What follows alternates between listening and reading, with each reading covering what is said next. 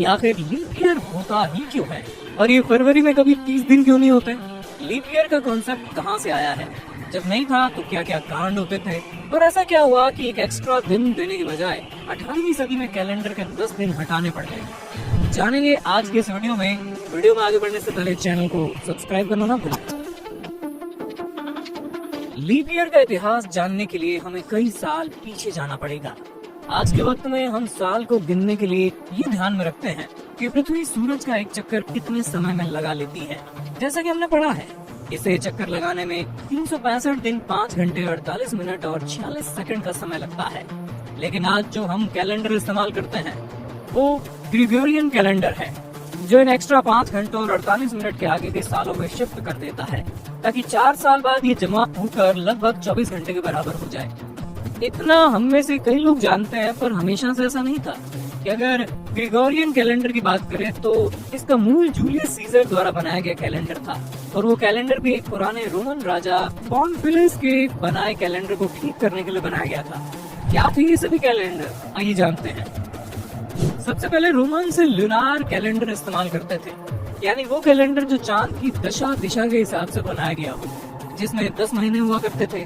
चांद को पूर्णिमा से अमावस और फिर वापस पूर्णिमा तक जाने में लगभग 28 दिन का वक्त लगता था और ये 28 दिन पूरे होने पर एक महीना मान लिया जाता था। इस कैलेंडर में महीना मार्च से शुरू होता था और दिसंबर में खत्म।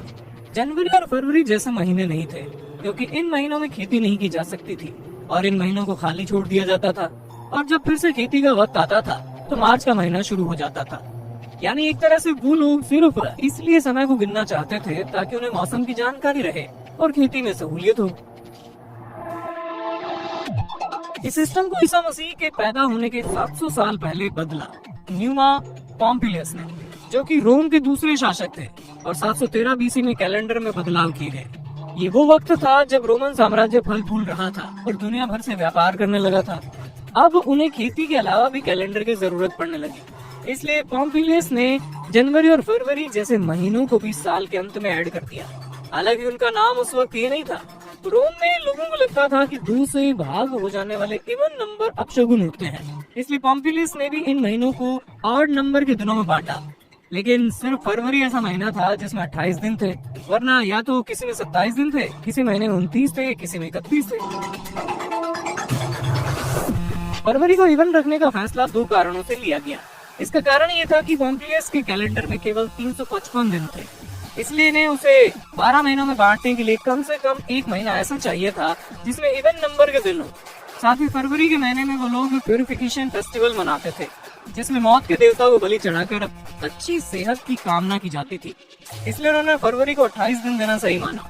इसके बाद क्योंकि ये कैलेंडर परफेक्ट नहीं था, रोमन लोगों को परेशानी आती रही, क्योंकि हर साल मौसम और त्योहार खिसक कर आगे चले जाते थे, जिस वजह से इसे सुधारने के लिए इसमें एक लीप मंथ ऐड कर दिया जाता था, जिसमें फरवरी के आखिर में 20-22 दिन अतिरिक्त जुड़ जाते थे और पूरा महीना 50 दिन या फिर उससे अधिक का भी हो जाता था। साल में भी 365, कभी 377 तो कभी 378 दिन होने लगे थे। ऐसा इसलिए क्योंकि कितने दिन ऐड किए जाने हैं ये फैसला एक कमेटी लेती थी, जिसमें अलग अलग विचारधाराओं के लोग हुआ करते थे और साथ ही कुछ ऐसे राजनेता भी थे जो चाहते थे कि साल लंबा हो, वो ज्यादा दिन तक राज कर पाए। वहीं कुछ लोग चाहते थे कि साल जल्दी खत्म हो जाए ताकि उनके विरोधी सत्ता से जल्दी बाहर हो जाए। जी हाँ, चौंके नहीं, रोम में उस वक्त भी डेमोक्रेसी थी। खैर वो आज के पैमाने पर नहीं थी, पर उस समय के हिसाब से एक अच्छा प्रयास था। खैर तो राजनेताओं के लालच की वजह से ये सिस्टम भी नहीं चल पाया। इसके लगभग 650 साल बाद आए जूलियस सीजर ने उस कैलेंडर को बंद करवा दिया और एक नया कैलेंडर बनाने के लिए अपने सहयोगियों को काम पर लगा दिया। जूलियस सीजर के कैलेंडर में आज के कैलेंडर की झलकें मिलती हैं। उनके कैलेंडर ने सभी महीनों को इस तरह से बांटा जिस तरह से वो आज हैं, और साथ ही मार्च के बजाय साल को जनवरी से शुरू करने का फैसला भी उनका ही था। उनका आज के कैलेंडर पर योगदान आप बस इस चीज से समझ सकते हैं कि हमारा 7वां महीना जुलाई जूलियस सीजर के नाम पर है। जूलियस ने 4 साल में एक बार आने वाले लीप ईयर का सुझाव दिया था, जिसमें एक अतिरिक्त दिन होगा और कुल दिन 366 होंगे। एक कहानी ये भी कहती है कि जूलियस ने फरवरी के महीने को 3 साल के लिए 29 और लीप ईयर वाले साल 30 दिन दिए थे, लेकिन सीजर के उत्तराधिकारी ऑक्टावियस ऑगस्टस ने सीजर से जलकर फरवरी से वो एक दिन चुराकर अगस्त के महीने में डाल दिया। वो अगस्टस के नाम पर ही था। इसी वजह से आज जुलाई और अगस्त दोनों ही महीने में 31 दिन हैं। क्योंकि अगस्टस ये दिखाना चाह रहे थे कि वो भी जूलियस से कम नहीं है। इस कहानी की कोई पुष्टि अब तक नहीं हुई है, लेकिन यकीनन ये कहानी सच तो लगती है। अगर आप यहाँ तक वीडियो में आ गए हैं तो पहले गहरी सांस लीजिए, क्योंकि कहानी यहाँ खत्म नहीं हुई है। सीजर ने भी इस कैलेंडर में एक गलती कर दी। लीप ईयर वाला साल 4 से पूरी तरह भाग हो जाना चाहिए, जैसे कि 2020, 2016, 2000 और साल 1800।